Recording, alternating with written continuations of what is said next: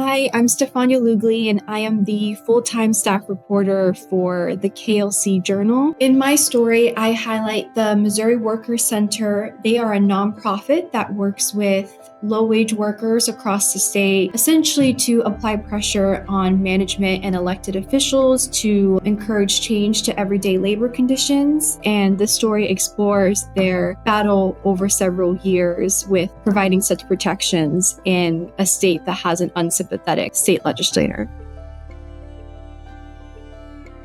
The social problem that this solution is trying to address is just the fight for a living wage, which is what advocates believe a full-time worker should be making per hour or per year to cover basic needs such as rent, grocery, transportation, and utilities, all within one job in a world where a lot of people in lower income jobs have to take on multiple jobs or stretch to, 60, 80 hours a week just to kind of make ends meet.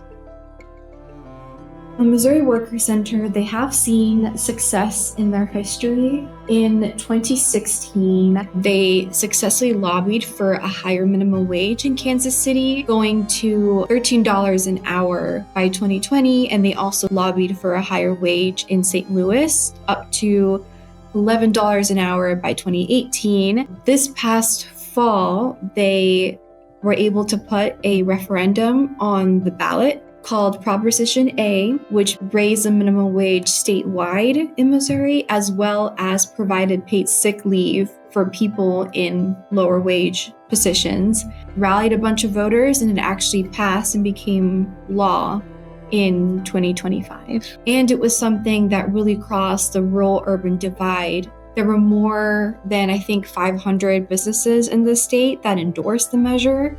And there was even research that showed that Missouri's unemployment rate went down faster than the national average, more than any other neighboring state that didn't increase the minimum wage. The Missouri Workers Center was really able to show how an issue like labor protections transcends political affiliations or geographic restrictions. The Missouri Workers Center, even though they've had some really incredible highs as advocacy organization, they've also experienced lows. The Missouri state legislation in 2016, after the Missouri Workers Center successfully lobbied for a higher minimum wage, that actually got overridden. The state passed a preemption law in 2017, which prohibited cities from setting a minimum wage higher than the state rate. That was a pretty significant blowback, but that doesn't stop them. What's really admirable about the Missouri Workers Center is that they are such an example of perseverance. So even though they had that setback in 2017, they launched themselves into this campaign for 2024 to get Prop A on the ballot. They succeeded in placing Prop A on the ballot, and it passed with nearly 58% of Missourians voting in favor of it. The state legislator and lobbyists, they successfully repealed a portion of Prop A, which was paid sick leave.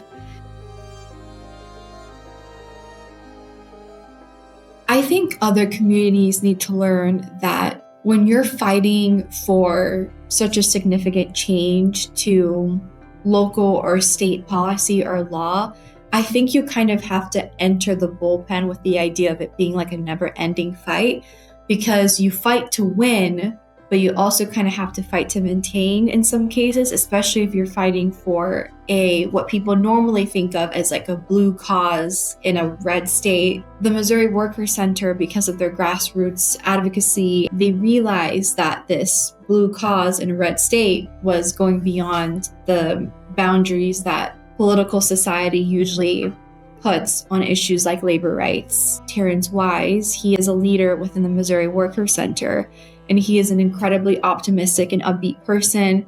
He said one thing where he was like, listen, like we all go up or we all go down together. So even though he's seen a few setbacks in this work, he doesn't go about vilifying, the other side. He still sees it as a just cause for everybody.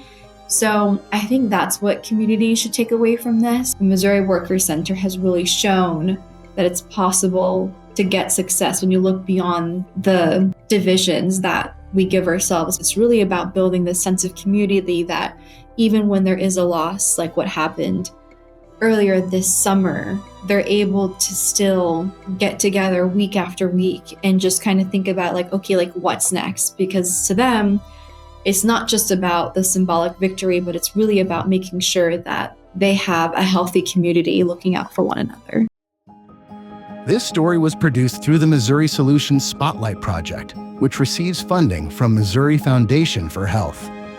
Articles for this project were developed by regional journalists working independently of the foundation and supported by the staff of the Journal, a solutions-oriented nonprofit news outlet based at the Kansas Leadership Center. The foundation had no editorial involvement, including no control over the selection, focus of stories, or the editing process of Missouri Solutions Spotlight. Funders also do not review stories before publication.